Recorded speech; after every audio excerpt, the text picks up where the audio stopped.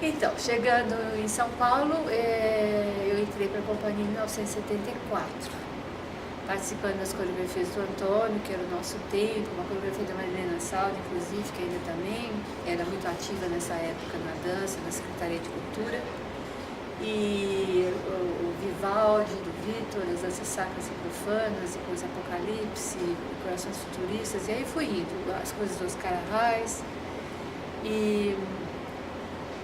e aí eu já estava, mas ainda era um pouco de luta, né? Porque na Europa, no sentido de manter minha posição naquela companhia que eu fiquei, na Antuérpia, de 4 anos lá dentro, e voltando para o Brasil, era uma dança moderna, mas que exigia ainda aquela coisa do físico magrinho, né? Não podia ter uma barriguinha, uma gordurinha. O Antônio era sistemático, botava todo mundo na balança, né? Cada segunda-feira ele passava pela balança.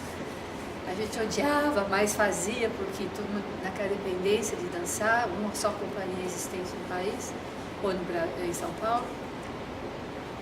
Aí eu comecei a ficar rebelde também nesse período. Comecei a ficar realmente rebelde, assim. Mandava fazer plié de um jeito, eu fazia de outro. Mandava fazer um adágio num tempo, eu fazia no outro. Se era para pegar a diagonal, eu fazia uma curva. E eu comecei a ficar rebelde mesmo. Eu levava bronca, pito e tudo mais, mas era mais forte do que eu rompi com essas regras. Aí a Marilena Saldi, de novo, essa foi um anjo guiador.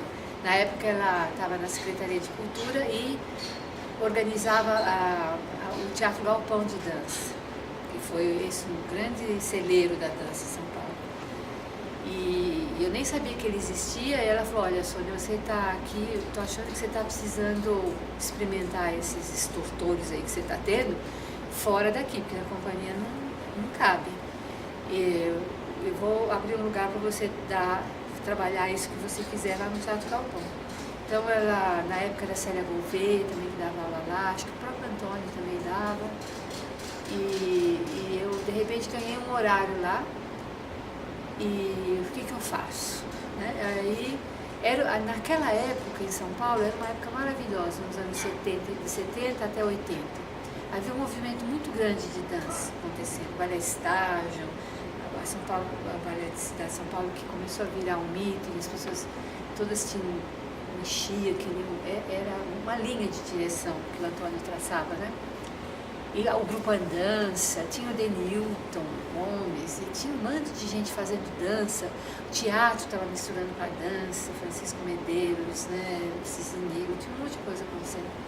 Então, tinha uma opção de gente que também ia para o Teatro Galpão procurar fazer dança, uma outra dança, que não se sabia que era essa outra dança. E eu também querendo fazer uma outra dança, eu também não sabia o que era. Então ali, eu me lembro que naquele teatro escuro ali, de repente eu cheguei e tinha umas pessoas ali, quase que como cobaias, que estavam disponíveis para fazer comigo alguma coisa. E eu comecei a não fazer pesquisa coreográfica, nem procurar um outro estilo de dança, eu comecei a romper aquilo que eu já sabia. Então eu comecei a fazer plié torto mesmo, tom de desencaixado, grama mais trebuchado, grandes saltos sem forma. Aí comecei a experimentar essas coisas todas, mas baseado na técnica clássica, não é que eu estava inventando qualquer coisa. Era um grand jeté, mas eu queria um grand jeté que fosse confuso, fosse torto, ou que tivesse um estremelique em cima e caísse. Comecei a sentar, fazer plié e sentar, porque no plié não pode sentar, sentava, entendeu? No plié deixava cair a virilha. O dégagé eu fazia com o corpo balançando, sem segurar o corpo, mas indo junto com a perna, o rondejando, soltando as articulações. E essas pessoas começaram a adorar esse tipo de aula, e isso acabou virando aula. Então, o meu trabalho lá, em vez de ser uma pesquisa de uma coreografia ou um trabalho novo, era fazer aula. E aí essa aula que foi em 1976. E de 76 essa aula foi crescendo, tinha uma sala lotada de gente. E depois do Galpão eu ainda eu dei aula junto, a minha aula ficou famosa, todo mundo começou a me chamar nas academias. Fui dar aula na Ruth Rachu, na René Guniel. E aí eu cansei de estar indo para os lugares, e a Clarissa Bujanra, na época, abriu um estúdio na Bela Vista, que ela chamava de TBD, em vez de TBC, Teatro Brasileiro de Dança, era o teatro, em vez de ser Teatro Brasileiro de Comédia, é o Teatro Brasileiro de Dança. Era no prédio do TBC mesmo. Tinha 2 salas no primeiro andar que ela transformou em dança, e eu comecei a concentrar minhas aulas só no TBD também. E aí, nesse período, acho que foi mais ou menos em 1980 a 89, foi que a minha aula, que não tinha nome ainda, que hoje em dia eu chamo de Arte da Presença, mas que na época não tinha nome, era aula de Sônia Mota, chamava até aula de Falco, porque eu tinha feito algumas aulas com o Luiz Falco nos Estados Unidos, e eu era bem... não tinha muita autoconfiança de dizer a minha aula, então dizer a aula baseada no Falco.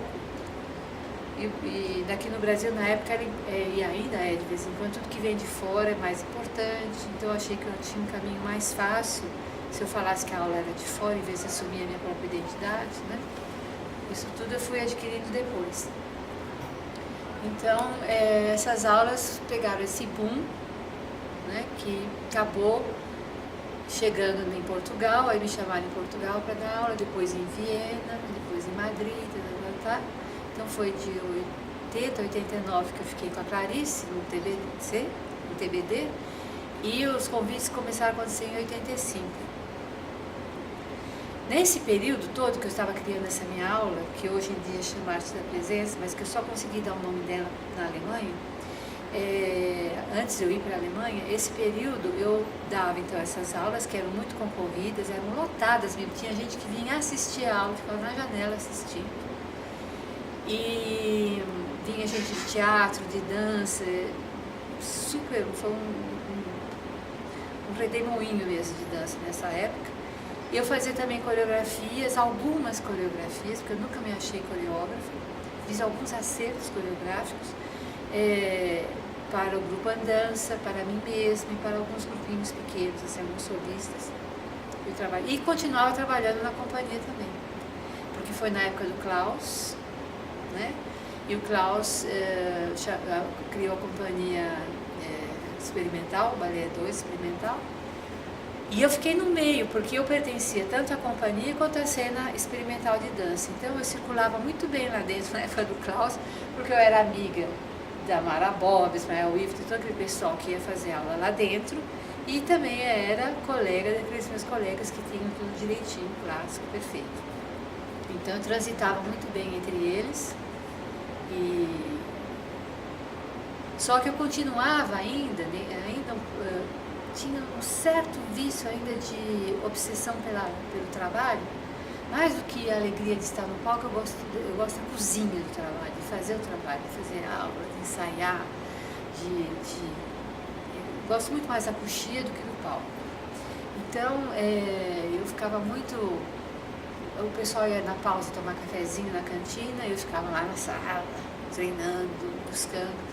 Eu me lembro que uma vez o Klaus Viana, na época que ele estava dirigindo a companhia, ele passou assim, eu estava numa salinha como essa, o pessoal tinha ido tudo para a cantina, e ele passou pela porta, eu vi que ele passou assim, daqui a pouco ele voltou de novo, enfiou a cabeça assim na porta e falou: Sônia, o dia que você deixar de ser bailarina nota 10, você vai ser uma grande estrela. Fiquei puta com ele, fiquei brava, falei: que é isso, eu tô aqui me esforçando, e ele fica, em vez de admirar, fica criticando, né? Eu ia 1 ano com essa mágoa com o Klaus, e depois dei graças a Deus que ele falou isso pra mim, porque aí me caiu a ficha 1 ano depois, e que não adiantava eu ser esforçada, né? Eu adiantava mais eu usufruir daquilo que eu tinha, trabalhar mais horizontalmente, não tão verticalmente, né? E relaxar. Aí foi que eu comecei a relaxar, e foi isso também que ajudou muito nas minhas aulas a baixar o tônus e a trabalhar de uma maneira mais horizontal, né? Porque as minhas aulas tinham um vigor muito de romper, de ir para frente, de sair, porque eu tinha muita necessidade de romper, né? De romper com as regras, que eu tive que colocar meu corpo na forma mesmo, que ele era difícil, meu corpo. E a cena só queria bailarinos que tivessem o corpo, em primeiro lugar, o corpo perfeito, né? Então depois, no desenvolver da minha carreira até hoje, eu sempre fui defensora de que a dança independe do físico, né? É preciso ter arte dentro de si. Agora, se a arte está dentro de um físico mais torto, mas essa pessoa dança lindamente de forma torta, é melhor, né? É nisso que eu acredito. Então, assim, eu aboli da minha vida toda a possibilidade de bailarino que é gordo, que é velho, ou que está com algum defeito físico. Mas não por causa que eu fico buscando os feios, né? Gente feia também, né? Os brucutus da vida. Eu acho que tem milhões de brucutus que dançam lindamente, né? Então eu comecei, eu nunca formei nenhuma companhia, nunca tive essa vontade, mas se eu tivesse tido uma companhia, eu ia ter uma companhia assim, completamente diversificada. Esse é meu sonho ainda até hoje. E ter um grupo de dança que dança super legal, mas sem corresponder a essa forma só da beleza física e da estética, né? Porque talvez eu tenha passado por isso, a dificuldade que é você ter que colocar seu corpo na forma que a sociedade demanda. Na minha época era assim, hoje em dia já está bem mais relaxada essa postura, né? Mas nos anos 70, 80, mesmo no início de 90, não existia isso, entendeu? Eu fui mesmo uma das precursoras mesmo, que instaurou esse pensamento e abrir essa possibilidade para as pessoas dançarem, né? Então foi esse período todo em São Paulo de 74, e eu começando com as minhas aulas em 76, até 89, que eu achei o período de ouro mesmo, porque foi aí que eu descobri qual que era o meu caminho. Eu adorava estar em cena, mas a professora, ou a mestra, sei lá, ou a iniciadora de um caminho se manifestou mais no processo de aula. Então, assim, eu acho que a minha carreira ali se consolidou no caminho onde ela tinha que ir. Eu nem acho que porque eu também não acredito que a gente deva ser professor de dança depois que não consegue mais dançar. Eu conseguia dançar. Eu acho que o professor, qualquer função que a gente tenha, bailarino, tem que ser uma coisa inata, né? Virar professor só porque não pode mais dançar, eu acho que se esse professor não tem nada para dizer, eu não acredito nesses professores, são repetidores de um processo de aula. Acho que os grandes mestres, os bons professores, são aqueles que têm realmente algo para dizer e que cria algo que vai além da própria técnica do professor, né?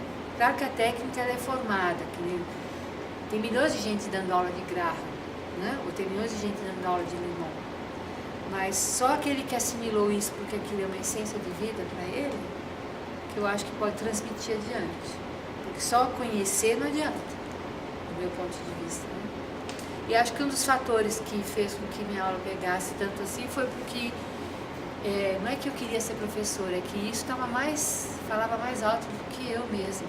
Na verdade, na época até queria estar dançando, mas abrir o caminho de ensinar para as pessoas que elas poderiam dançar através desse outro jeito, ou fazendo um determinado passo, ou passeio, ou giro, ou queda, desse jeito facilitaria a vida dela e abriria a possibilidade dela descobrir nela mesma o que ela poderia fazer com aquilo, era mais forte do que até minha dança, entendeu? Saí assim, eu sempre dei aula como se fosse entrar no palco mesmo.